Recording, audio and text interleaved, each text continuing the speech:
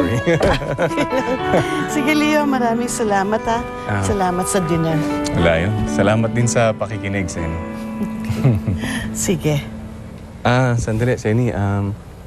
Sigurado ka ba ayaw mong tanggapin yung tulong ko? Huwag na, Leo. Maraming salamat. Nakakahanap din ako ng trabaho. Alam ko naman kasi na kailangan mo ng tulong eh. Kailangan mo ng trabaho. Naisip ko kasi na sa ganung paraan lang ako makakatulong sa'yo. Salamat na lang. Siguro naiilang ka pang tanggapin yung tulong ko dahil dun sa nangyari sa inyo ni Roxanne. Huwag ka mag-alala. Hindi naman ako manunumbat dun sa ibibigay kong tulong. Basta kung ano man, ito pala yung card ko, Senny. Tawagan mo lang ako.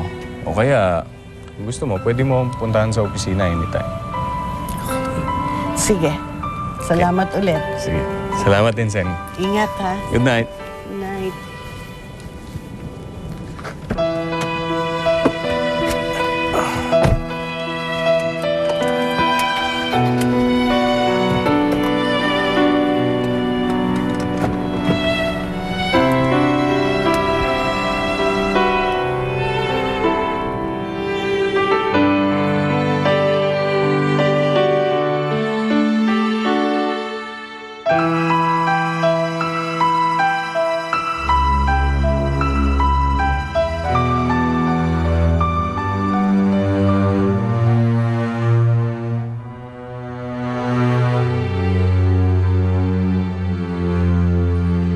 Abner.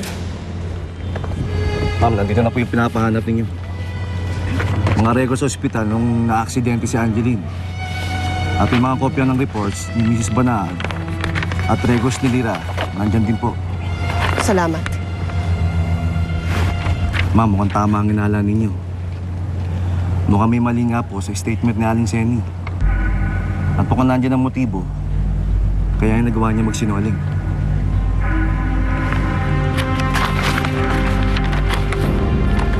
Salamat, Abner. Ipapatawag na lang kita kapag kailangan kita ulit. Yes, ma'am. Sige.